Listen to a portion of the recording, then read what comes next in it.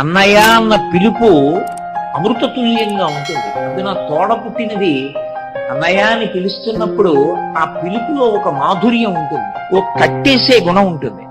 ఎంత పెద్దవాళ్ళు అయిపోనివ్వండి, 70 ఏళ్ళు నాకు రానివ్వండి, 65 ఏళ్ళు నా చెల్లెలికి రానివ్వండి, నాకు 70 ఏళ్ళు వచ్చి ఇద్దరం ముషిలేళ్ళం అయిపోయినా, ఒరే అన్నయ్య అన్నయ్య అన్న చెల్లెలు వచ్చి నా చెయ్యి పట్టుకుంటే నాకు ఎంత మురిపెంగా ఉంటుందో.